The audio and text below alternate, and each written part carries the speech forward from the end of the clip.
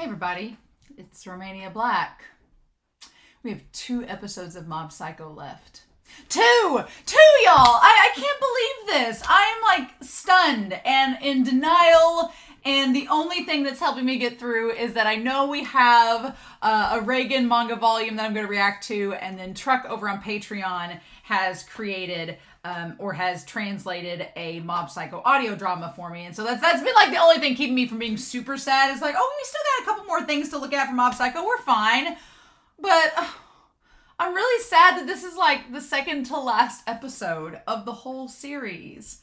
It's been a while since I've just completely finished a series that doesn't have the promise of another series or another season ahead of it, right? Like, I finished a couple series lately that were like maybe anime only, and you're like, well, maybe they'll do OVAs or they'll do a movie or there'll be something else, right? There's that hope, right? But here it's like, you know that it's going to be the end, and it's very sad, right? Very sad. So I don't know what to do with that, but we're going to have a Reigen Thirst update. We're going to talk a little bit about it, and then we're going to dive in, and things are not looking good. Suzuki of all people has come in to stop Mob. Mob is trapped within his own body that is running rampage throughout the city. It has basically wrecked Teru. Reigen seemingly found out about it with Serizawa, so there's that going on. Sabumi is waiting on the bench for him to show up, and he's not there. We don't know about Ritsu. We know that the other members of like the Telepathy Club and the Body Improvement Club, they know that he's potentially like gone berserk.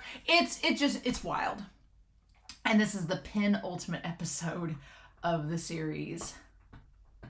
Last episode with Teru was absolutely balls to the walls crazy. I think I was so in shock by how amazing the animation was and the emotion and everything coming full circle, and from season 1, and now we're getting into season 2 with Suzuki. So it's like, yeah, okay. Because honestly, Teru was like the antagonist of season 1 until you got to Claw, but then Claw was kind of like Reigen kind of stomped them out at the end of season 1, and it was like, oh, that was fine. And then Suzuki was there very clearly the antagonist of season 2, so we're just going through the motions, right?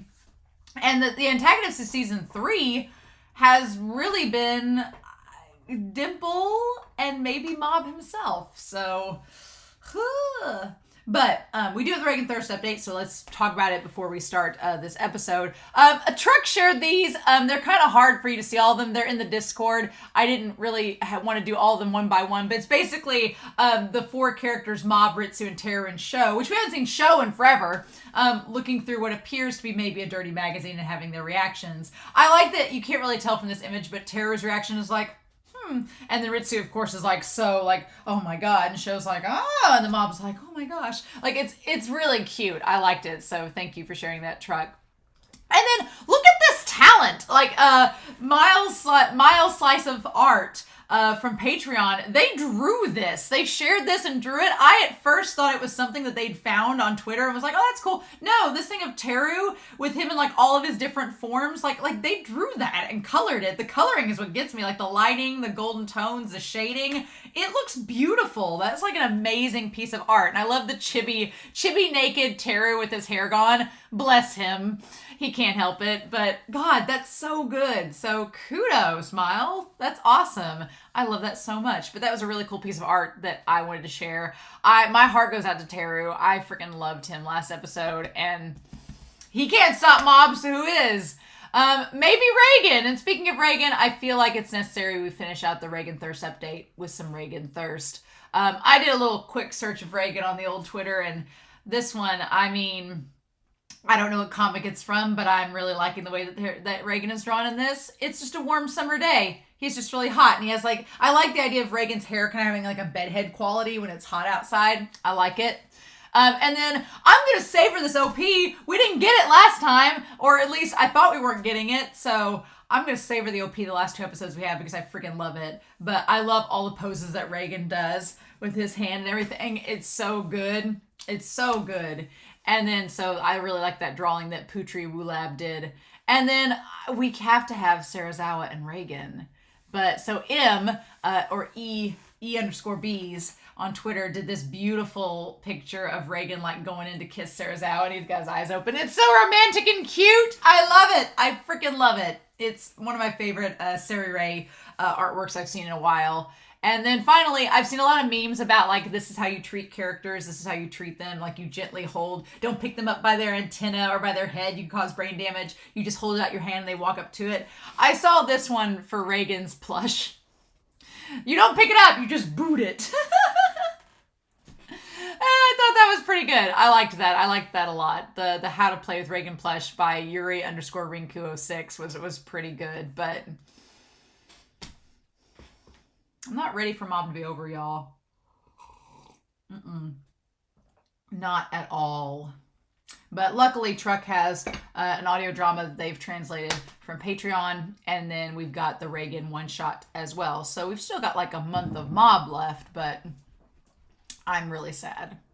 So speaking of Truck on Patreon, I want to give a quick shout out to our philanthropy tier over on Patreon. We have a regular tier, an early access tier. It's technically called a poll tier, early access tier, and the philanthropy tier get access not only to the polls, to the Discord, and to all the videos a week earlier than YouTube, but they also get to break ties and they get shout outs in my videos. So these special patrons go above and beyond to help me be able to make content and do the thing that I like, which is talking to you all about manga and anime, specifically Mob Psycho. So special shout outs to Dana, to Edgar, to Anime Annie, to Nameless Monster, to Kenny, to Arjo, to Translucent Men, to Eric, to Sunspots, to Tyrone, to Shimoyama, to Be Happy, and of course Truck. You all are so wonderful, and I really appreciate everything you do to help me keep on doing the stuff that I love. So all of my love to all of you. Thank you so much. But yeah, y'all, I don't know what we're going to do. I'm really nervous, but we got to pull the Band-Aid off, right? We've got to pull the Band-Aid off and watch the penultimate episode. Next week's going to be hard. Next week's going to be real hard. But we'll cross that bridge when we get to it. So we are going to start Mob Psycho Season 3, Episode 11. And we're going to do that here in 3, 2, 1. And y'all, I will see you all on the other side.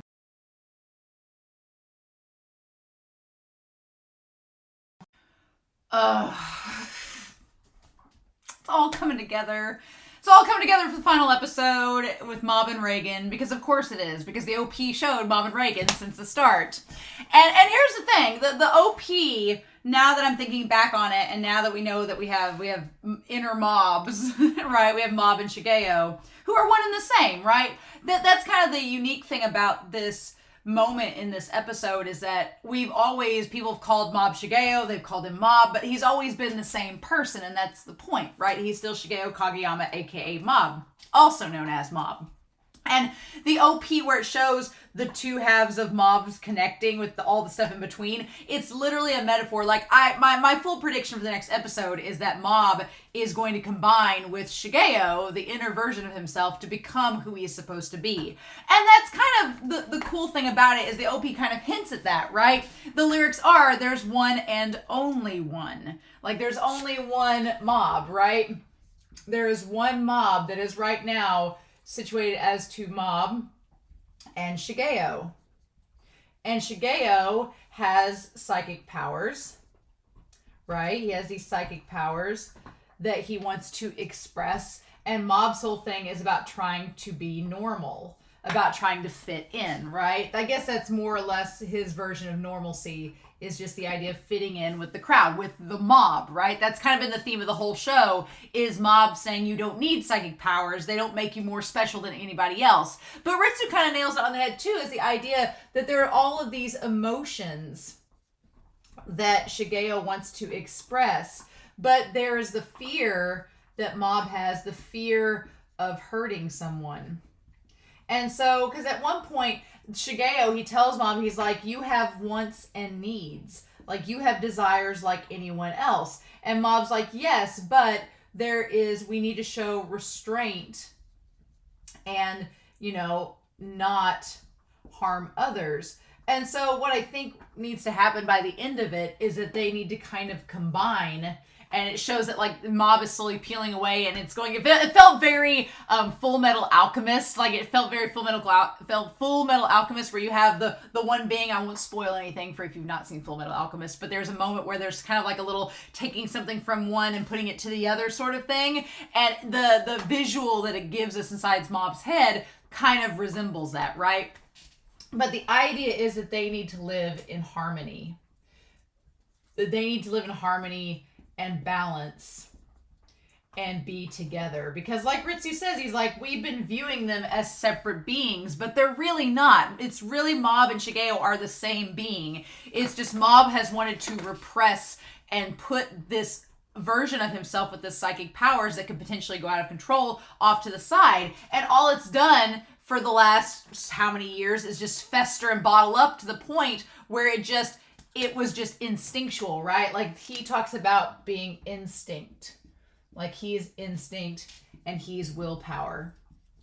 And so there's this constant clash of the two of them. So by the end of it, I feel like Mob needs to accept that yes, he has psychic powers. Yes, he has wants, needs, and desires and emotions. And part of going through puberty and adolescence is figuring out, how are you emotionally? Like going through these hormonal emotional changes and slowly starting to become a more mature person. Like that's kind of what it's a transformation, right? And so I feel like Mob, by the end of next episode, to move forward, he's going to need to become his own person, but that means accepting who he is, that he does have psychic powers, accepting those powers, but also accepting that you can be emotional without harming others. Like there's a balance you can have between it. And Mob's fear, I think, gets in the way of showing how much he's grown, because Mob in season 1 had every right to be scared because he didn't really have all those interpersonal skills and that knowledge that he gains over the next 2 seasons. But now he has those relationships, he has those skills, he can do these things. I think he can handle that version of himself if he can just accept it, right? And at this point, both sides of himself are wanting to reject the other, and that's not what needs to happen. They need to come together and be one entity, right? And I love that Ritsu kind of points out that he says that there used to be communication between him and his brother, and Mob used to show emotions, but after that accident, he kind of repressed everything because he was afraid of losing control, right? And it just made him a different person. So that was kind of, it didn't dawn on me until Ritsu was talking about it in the episode that, the Mob we've seen this whole time that's been kind of like devoid of emotions maybe isn't the real Mob, right? It's not how he actually is, which is he's not truly being himself. And maybe by the end of this episode, what I'm hoping is that Mob, like, he becomes one, because that's the theme of the series, one and only one. He becomes one person. He is able to emotionally communicate. And maybe that's the type of person that needs to confess to Tsubomi. Maybe the whole point of this was that Mob needed to come to terms with who he is and that he has psychic powers, but he's also a person that's beyond those psychic powers. And once he becomes this person, he can go talk to Tsubomi and confess his feelings, right? And be able to hopefully handle whatever's thrown his direction. But I feel like the show is going to make Tsubomi be like, oh yeah, I've liked you all along. And I'm going to be like, really, you have? Funny that. And I'm going to be like, okay, Tsubomi, fine. If you not rejecting him will save the world from catastrophe, sure. But yeah, that's the thing, right? And I guess we'll talk more about Tsubomi in the next episode with whatever ends up happening, if he's going to confess to her or not, right? I will talk about her a little bit in this episode. I was like, girl, for a moment I was like, you better not go towards that tornado. I'm going to be like, Mob, avoid this girl. She goes towards tornadoes. She's maybe not the brightest tool in the shed. You might want to stick away from that one. But yeah, Ritsu, going 100%. I was completely faked out. I kept thinking as the marker was ticking higher, I kept thinking, oh my God, Mob. Because for a second, I thought, okay, well, Mob's already at 100%, right? He's at the question marks. But then I'm like, what if he's not? What if, because it never showed a counter, right? It never showed us a counter when he transformed or when this Shigeo's version was released. So I was like, okay, well, maybe he hadn't gone 100% and this was him like rising up and he was going to hurt Ritsu. didn't dawn on me that Ritsu was actually going to go 100%. That was amazing. I love that him and Mob, of course, they're brothers. It looks similar. Of course it would. So Ritsu going 100%. He's not able to stop his brother, but Ritsu at 100%, he wants to be a brother, and he wants them to talk again. He wants them to communicate. He's like, we don't communicate like brothers anymore, and that's a problem, right? Oh my gosh, this episode. I just love that Ritsu was instantly able to sense. And I got the impression it was whenever Mob was in the accident, like that was the moment he knew. It was just like the spider sense, like my brother got in an accident. Oh my God, something's awakened. And he instantly knows it's his brother. Like, I love that. I love they have like a psychic connection between the two of them, right? He thinks that it's Mob getting rejected by Tsubomi.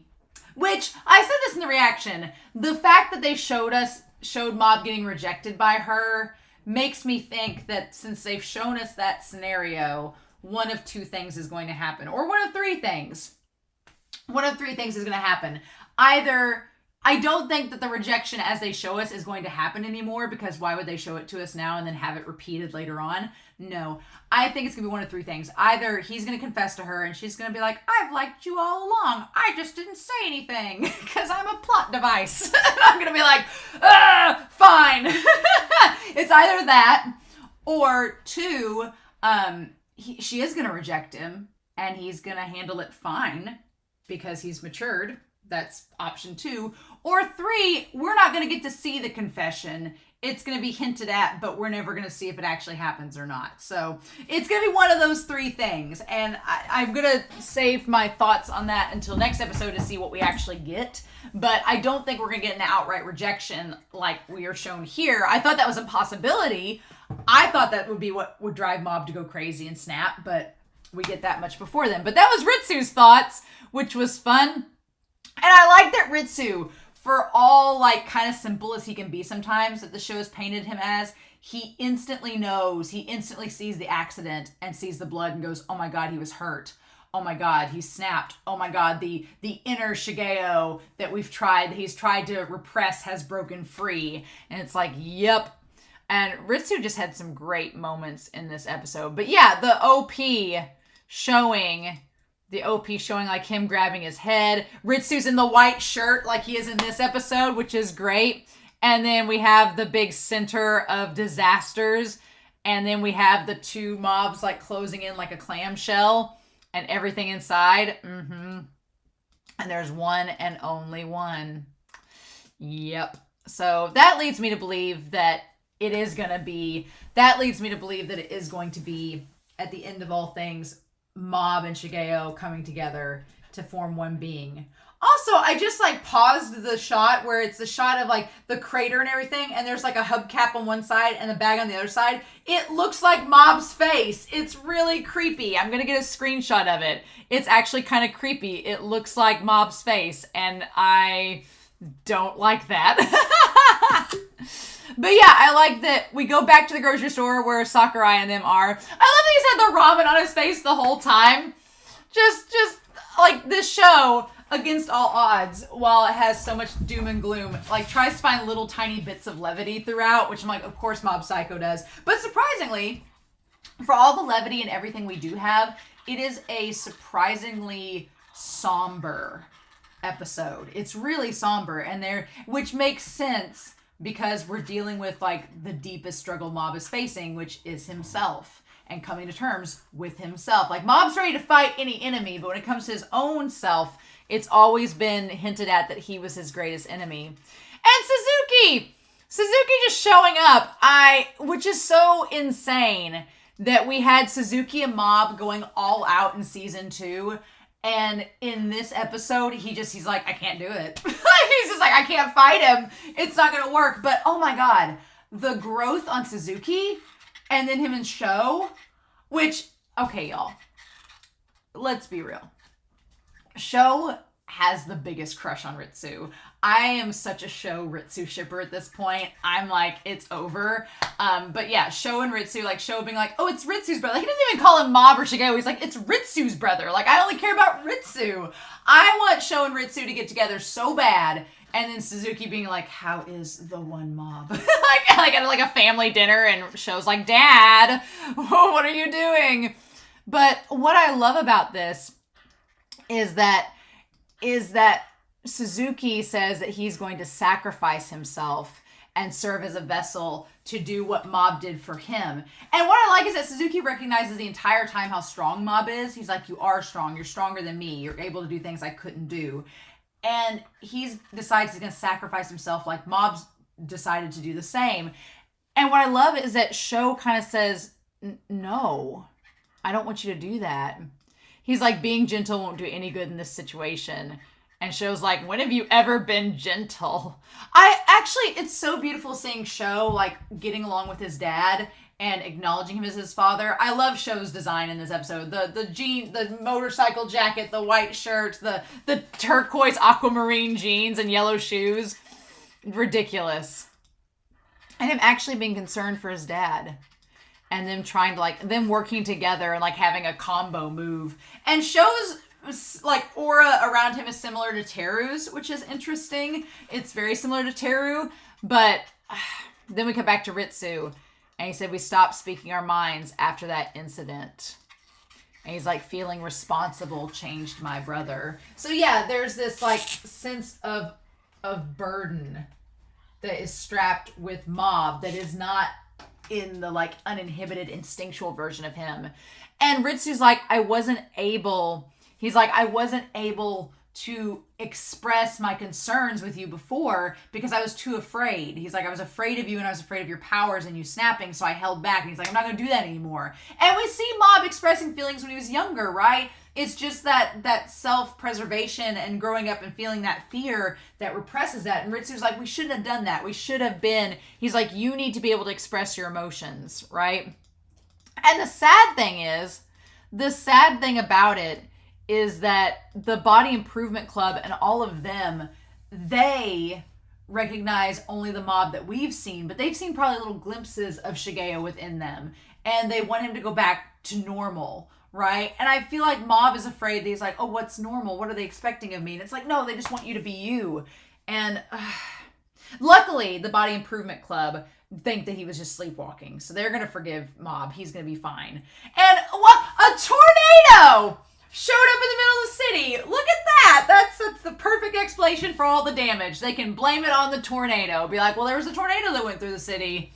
Oh, who knows? And then there's like a handful of people that are like, we saw like a psychic kid, and they're like, must have been the tornado. Like, I feel like they're going to use the tornado as a cover to get Mob off the hook. I was wondering, because there's so much collateral damage in this episode, I'm like, how in the world is Mob not going to prison for causing destruction around Seasoning City? But the answer is there's a tornado, and I'm sure that somehow Reigen or somebody will find a means. Like, they could even use the hacker guy that's Hattori. They could use Hattori that's with Suzuki to like edit some footage or something and be like, yeah, it wasn't Mob, it was the tornado, and go from there. And then the handful of people, maybe they'll wipe their memories. I don't know. I'm sure some psychic that works with the government has the ability to do that. And then Ritsu finding Teru. I love that he just gives Teru his jacket, like props him up and gives him a jacket so he's not naked. That's very sweet of Ritsu.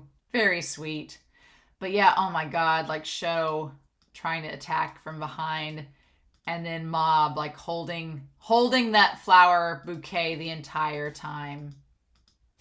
But the thing of it is, and I like that there was the two little bowls of ramen. There was the red and blue bowl, which I feel represent Suzuki and Sho. The two bowls there, they're side by side. And Suzuki talks about sacrificing himself to buy some time so that Sho can get away. And Mob, meanwhile, is having a meltdown, and he finally starts to break through, not wanting this to happen, like not wanting anyone else to be hurt. And he tells Sho to run away, saying, I'm going to become a vessel and absorb all of his energy. And Sho's like, but you're going to break if you do that. And he's like, it's fine if I sacrifice myself. And Sho's like, what are you talking about? And when he looks back and sees Sho's looks so sad. He looks so distraught. Because he goes towards Mob, like ready to do it. And Mob's like having a glitch out moment. And that's the moment where Sho says, Dad. It was so sweet. Like, he looks back to his son, and his son looks so pained. It's like he's like, what are you doing, Dad? Like, I don't want you to sacrifice yourself.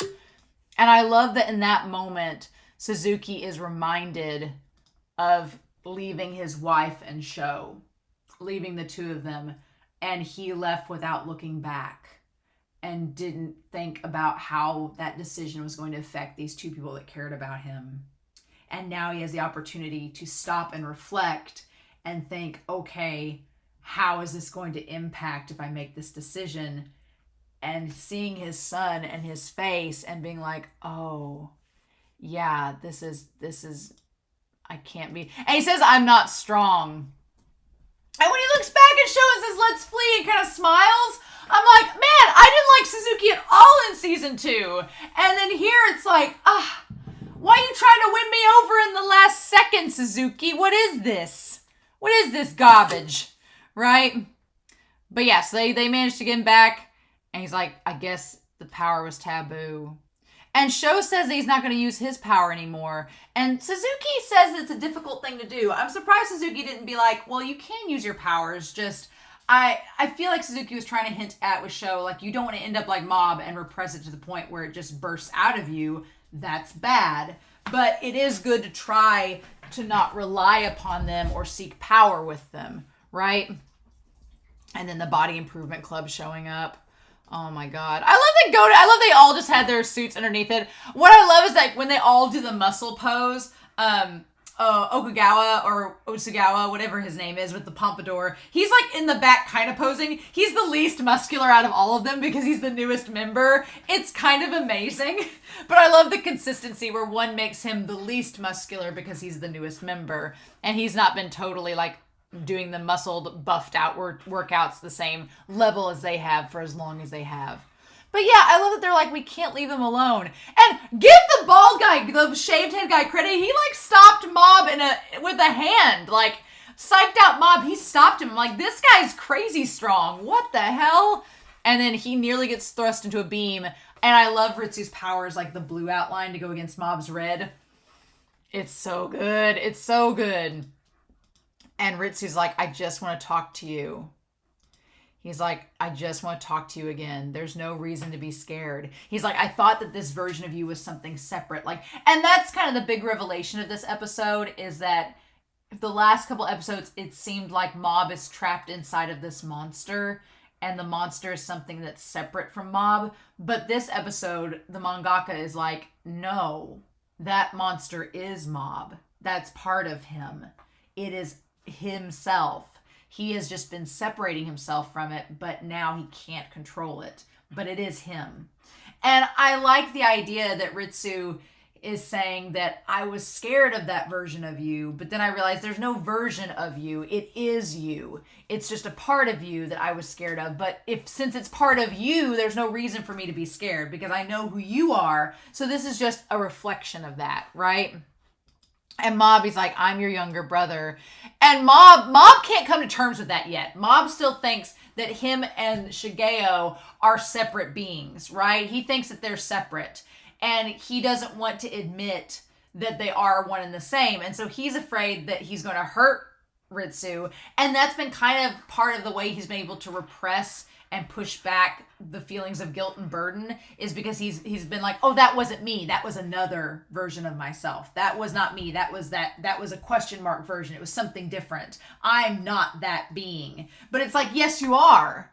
So it's like Ritsu saying, no, I know that you guys are one and the same. It's okay that that's the case. You don't have to hide from this anymore. Like, I'm your brother. We can talk about this. And Mob's just not at a place where he's ready to do that yet. And so I'm curious how Reigen is going to reach him and get him to come to that reality. If he can do that. Or if Serizawa is going to try to help him. I don't know.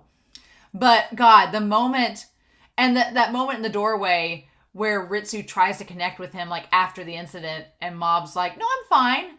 And it's like, no, you're not. So I love that this show points out how it's basically like a giant mental health awareness. Like, hey, if you're struggling with problems, you should talk to somebody about them instead of repressing them and holding them inside, because eventually you'll explode and cause damage to everything around you, including yourself.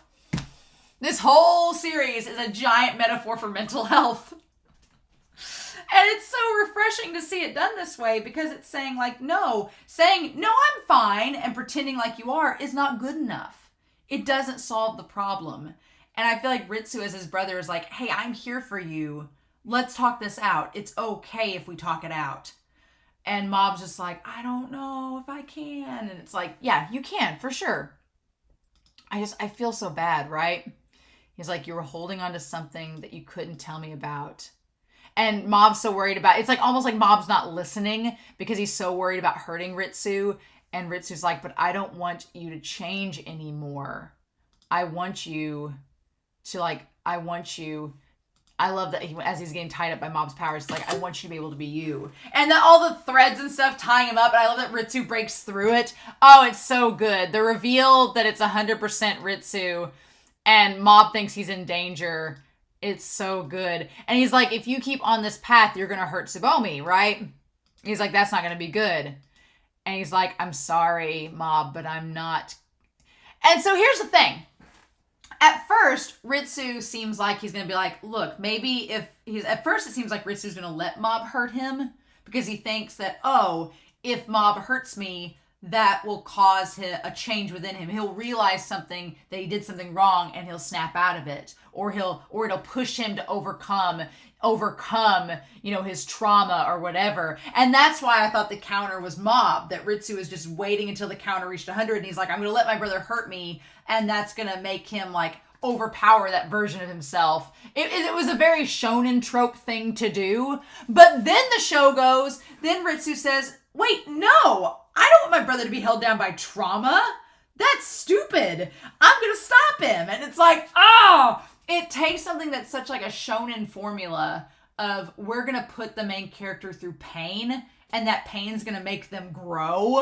And it's almost like one's like, that's the dumbest shit I've ever heard. Like, right? It just seems like the mangaka is just completely ripping that trope apart, saying like, that's bad. Putting your main character through trauma to make growth is a terrible idea, and it doesn't lead to anything good. And I'm like, mwah, mwah, mwah, all the praise. I was like, thank you, One. And it just, I love that Teru, like, gets the white eyes himself, and Mob's like, what? And then it just shows him going 100%. I love it. I'm sorry, Nissan. And then we see them, like, with the watermelon, then with the cat before he was hurt. And almost like Mob's fingers almost look like prison bars, like, going over him, like he's about to be hidden into a prison, and it's like, no. And the spoons, everything. The hot springs, yep. And he's like, no, he shouldn't be held down by trauma. The thing I can do for you, Mob, Nissan. I love it. God, it's so good. And Mob's just surprised. It's continue being the little brother you can talk to at any time. Yep. It's great. It's to become the little brother you can speak your mind with. Ritsu, and it's a rainbow! Ritsu rainbow! 100%. I'm rooting for him in show. I'm just saying. I love it. And then him fighting against Mob. And he tries to break the bouquet, right? I feel like the bouquet is tied to that version of him, I guess. But, so good. And of course, Mob still wins the fight because he doesn't, and of course, that part was confusing. He doesn't want the version of himself to hurt Ritsu. And that's what he's afraid is going to happen because he's hurting the flowers, right?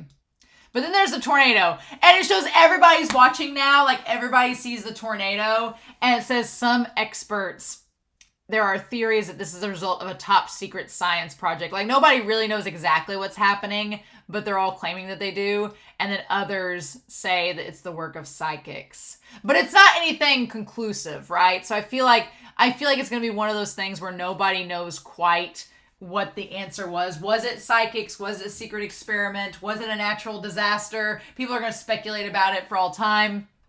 And the emergency press conference held by the government. No government agencies are involved. And Tsubomi, she just looks at the tornado and she's just like, huh. I'm sorry. All I'll say about Tsubomi in this episode is that she like has the personality of a matchstick. Just sitting there being like, Like just even like in my neck of the woods where the most southern hillbilly would be looking out at the storm front being like, hey, you look at that tornado? What do you think we all gonna do with that? Just like there'd at least be some emotion or reaction to seeing a giant tornado right in front of you, but she's just like, She looks at it with the same personality expression as one would look at a bag of popcorn microwaving. So it's just like, I'm going to leave Tsubomi alone. But I'm just like, if she started walking towards that tornado, I'm going to be like, girl, mob, she's dumb. You might want to go find another girlfriend. If this girl's walking towards the tornado and without knowing what it was, I'd probably, I don't know. If I was her, I'd probably go to a storm shelter. But she's pretty dedicated to seeing mob. So I'll give her this. If she's sitting on that bench for mob after a natural disaster, then she is dedicated. That's the one thing that makes me think that she's going to say yes to his confession, because why else would she stay there, right? Why would she give him the benefit of the doubt and stay there waiting for him if there was all this stuff going on? If she didn't really care, she'd probably leave. So she's probably going to say yes to his confession, which good for mob. Glad he's going to get something out of this positive, because he's been through a lot of trauma the last several episodes. But I'm also like, mob, maybe you can do better. That's all I'm going to say about Tsubomi. I'm going to leave her alone till next episode. I'm going to leave her alone. But yeah. And so now Ritsu's not hurt. He's on the ground. He's not hurt. So mob maybe kept him safe. Maybe the version of Shigeo at the epicenter of this tornado did keep Ritsu safe because that's his brother. So we're going to go with that. I like the idea. It feels very one and manga-like that mob finds the squiggle. Looks like the little squiggle. The Doodle Bob. It's Doodle Bob, basically. The squiggle is Doodle Bob from SpongeBob SquarePants. And he, forms the version of mob, right? And he says, why are you doing this? He's like, I'm Kageyama Shigeo. And you're mob, the fake me. Which is such a plot twist, right? That the fake mob. He's like, no, this is who you really are. I like the idea that it sort of reverses right here at the end. That we've been thinking this whole time that Shigeo, the part that's been unleashed at this point, is the offshoot of mob. But the reality is that mob is the offshoot of Shigeo. The mob that we've interacted with is the fake version, and the real version's been buried all this time. The real version got put in a box, and this fake version came out, right? Which is so fascinating. And I'm going to be curious to see how Reigen is planning on talking to him. He's like, I'm going to live freely and no one can stop me, not even you. And then I love that Reigen and Serizawa with his umbrella. Oh my God, I love it. And Reigen's like, man, we ran all the way here. And Serizawa's like, well, it's going to be pretty dangerous going into that tornado. And Reigen's like, but Mob's in the center of it, so we have to go save him. And Serizawa's like, we could get really hurt. And Reigen's like, I need you to help me get there. I just need you to help me get there. Can you do this, please? And Serizawa's like, yeah, all right. He's like, you did save my life. Or actually, no, Serizawa saved Reigen multiple times. So, all right. And he asked Mob if he remembers getting hit by the car. He said, I couldn't move anymore with just my body alone.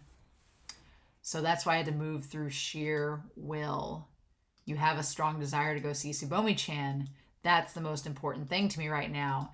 And he's like, well, that's not something you should do at the cost of harming others. So at least Mob, this version is like, well, yes, we should act on our desires, but not at the cost of hurting people. She won't like that. And then I like the fact of Mob slowly converting over to this version. Oh my God, I will be me.